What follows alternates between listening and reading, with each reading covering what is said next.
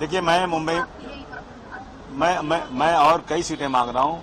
मैं जो पवार साहब की सीट है जहाँ पे अपना अनुशक्ति नगर, अगर उनके पास कोई तगड़ा उम्मीदवार नहीं है तो मेरे पास है फहद करके है जो उसी कंस्टिट्यूंसी में रहता है और बहुत क्वालिफाइड लड़का है और संघर्ष करने वाला है, सोशल वर्क बहुत ज्यादा है। मैंने कहा कि अगर वो सीट आप मुझे देते हैं तो मेरे में जोड़ लीजिए आप। एक वो चल रहा है और नहीं देते हैं तो हलवाई आप। बाकी मैं बाइकल्ला की मैं मांग रहा था, बाइकल्ला मुझे दे दीजिए, मेरा वहाँ बहुत अच्छा वो है प्रभाव मेरा वहाँ पे है। वर्सोवा मुझे दे दीजिए आप। इन सीटों पर मैंने उनसे बात किया है, लेकिन अभी तक तुम्हारी मीटिंग ही नहीं, हम बात क्या करें, कुछ नहीं हुई है। अभी आप गए थे अपनी चर्चा हुई, पवार साहब ने कहा कि ये कांग्रेस के लोग हैं, बार बार दिल्ली भागे जाते हैं, कहाँ जाते हैं, वह आज रात तक हो जाएगा, कल सुबह हम आएंगे, आपको फाइनल जवाब दे देंगे। सर, अनुशक्ती नगरच्या चर्चेवरून असंही कळतंय की जर फहाद अहमदला ती जागा हवी असल्यास त्यांनी तुतारी हातात घ्यावी, तुम्हाला वाटतंय का? मुझे कोई एतराज नहीं। अगर पवार साहब जो बोलेंगे मान जाऊंगा मैं। पवार साहब को मैं इज्जत करता हूँ, रिस्पेक्ट करता हूँ। अगर पवार साहब बड़े नेता हैं, अगर वो कहेंगे भाई मुझे दे दो फहाद को, मैं तुतारी इसको दे दूंगा, तो मुझे कोई एतराज नहीं, मैं दे दूंगा। मतलब सर जो 25 सीटें आप कह रहे हैं उनमें अगर कोई उम्मीदवार किसी अन्य सिंबल पर भी लड़ने के लिए अगर ये राजी हो तो आप मान जाएंगे? नहीं, केवल फहाद 25 तो मैं अपने सिंबल पर लाऊंगा। और उसके अलावा फहाद को आप दे सकते हैं? हाँ, फहाद को दे सकता हूँ कि वो मेरी सीट नहीं है, वो सीट उनकी है और उस सीट पे उनको कुछ माइनॉरिटी का लड़ाना है। माइनॉरिटी की सीटें वो कम एक ही और लड़ा रहे हैं, तो उनका ये दुख देख करके कि उनके पास माइनॉरिटी का उम्मीदवार नहीं है, तो मैं मेरा उम्मीदवार उनको दे सकता हूँ। क्या हम ये बात मान सकते हैं कि अगर पवार साहब हाँ कहते हैं तो फहाद राष्ट्रवादी शरद पवार गुट के हिस्सा बनेंगे? हाँ। यस, अगर पवार साहब कहेंगे तो मैं मान जाऊंगा। ठीक है। आणखी एक महत्वाचा प्रश्न आहे की प्रत्येक वेळी जसं दिल्लीच्या वाऱ्या सुरू आहेत आणि त्याच्यात आता एक महायुतीमध्ये वेगळा प्रश्न समोर आलेला आहे की अल्पसंख्याकाची चर्चा सुरू झाली, तर असं म्हटलं जाते की भाजपकडून आता नवाब मलिक यांच्या जागेवर जो आहे तो विरोध सुरू झालेला आहे। तुमच्यासाठी किती सोयीस्कर असणार, कारण की नवाब मलिक तुमच्या विरोधात तिकीट भरणार होते? आने दो। नवाब मलिक मेरे पास ही थे, राजनीति मैंने सिखाया हूँ, मैंने उनको एमएलए बनाया था, मैंने अपने कोटे से मिनिस्टर बनाया था। आए लड़ने सामने, देखते हैं क्या होता है।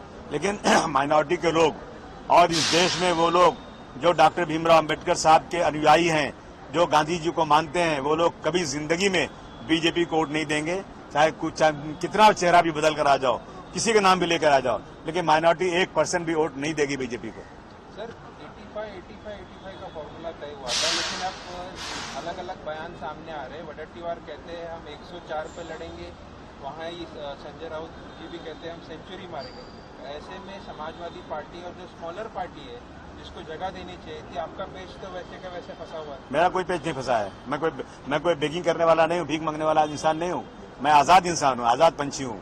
मैं कल तक अगर मेरी सीटों का नहीं हुआ तो मेरे पास उम्मीदवार तैयार है।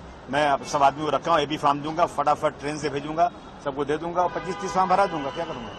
25 के लिए आप तैयार हैं? 100%। और अगर 5 सीटें मिल जाती है जो अभी तक डिक्लेयर हुई है तो उसमें आप सम्मान के साथ बातें करते हैं। ज्यादा मोलभाव ये बनिए की दुकान नहीं है कि मोलभाव करने का है। ये मैं मारवाड़ी नहीं हूँ कि बनिए की तरह से अरे साहब 5 रुपये में दे दो, 3 रुपये में दे दो, ये सब नहीं करता मैं। 1 to 1 बात करो, खत्म करो।